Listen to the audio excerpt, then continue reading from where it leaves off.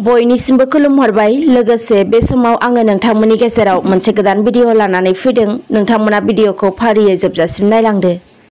2 August अदेबानि मैयानि सानाव आसाम सरकारा रायजोआव गोदान SOP थामहिनबा COVID-19 नि गोदान नेमखान्थि फोसावना होदों।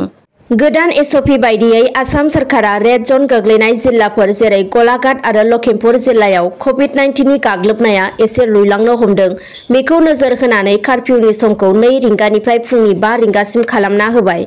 लोगोसे गलाघाट आरो लखिमपुर जिल्लायाव कार्फ्यूनि समखौ बोखांना होनाय जादोंब्लाबो गासै दखान गलादारफोरखौ सानजौफुनि 1 रिंगासिमल' खेवनो गनायथि होदों आरो गासै जिल्लायाव मोनाबिलिनि 5 रिंगानिफ्राय अखानायै फुंनि 5 रिंगासिम कार्फ्यूनि समखौ होनाय जादों।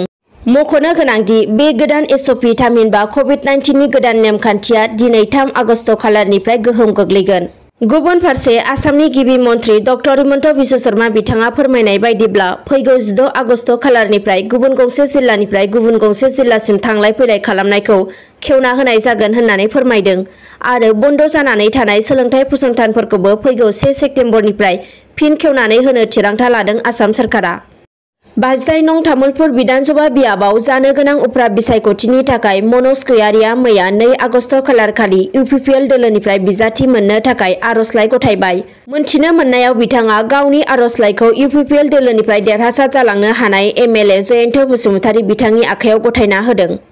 थांनाय बावैसो सान सिगां रायजोनि दाब दाब ओनसोलफोराव BTC माइनरिटि फरायसा आफादनि दैदेनगिरिफोरा ABMSनि आफादगिरि लाफिकुल इस्लामखौ थांनाय 4 बोसोर अदेबानि 2017 मायथाइयावनो खास्रि बिस्रि बुथारनाय दायनिगिरिफोरखौ CBI नि गेजेरजों संदाननानै सिनायथि होनो दुलाराय BTC माइनरिटि फरायसा आफादा सोरखारनिसिम न्याय नागिरना सोमावसारनाय दिन्थिदोंमोन।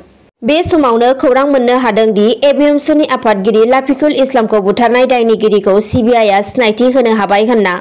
मोनथिनो मोननाय बायदिब्ला मैया 2 आगस्ट खालारखालि CBIआ 3 दायनिगिरिफोरखौ सिनायथि होनो हादों। सिनायथि होजानाय 3 दायनिगिरिया फारियै दिंखुर मुसाहारि अरफे दाउ, भद्रेश्वर बसुमतारी अरफे भद्र आरो रुफा ब्रह्म अरफे खेजें ब्रह्म होनना सिनायथि होयो। मख'नो गोनांदि CBIआ बे 3 दायनिगिरिफोरखौ हमना होनो हायोब्ला एबा बिसोरखौ हमनो हानाय बायदियै खौरां हरनो हानाय सुबुंनो साफायाव नगद 2 लाख रां बान्था होनो फोसावदों। सोलायनायनि स्लगानजों BTCनि खुंथाय गोहोआव फैनाय UPPL BJP आरो GSP मित्रजोट खुंथायनि 6 दाननि गेजेरावनो क'क्राझार जिल्लानि फकिराग्राम BTC बियाबनि सिङाव थानाय बदगाव BCDCआव मोनसे गेदेर जाख्ल'नायनि गोख्रों अजद थिखांदों। गामिनि थागिबि रायजो राजाफोरा अजद होनाय बायदिब्ला बदगाव BCDCनि चेयारमेन जबर आली आरो GRSफोरा प्रधान मन्त्रि आवास योजना, जब कार्ड बायदि बायदिनि मुङाव 10,000 निफ्राय 15,000सिम रां लादों होनना गोख्रों अजद थिखांदों। दिनैनि भिडिअ' बेखिनियानोसै। गोजोन्थों।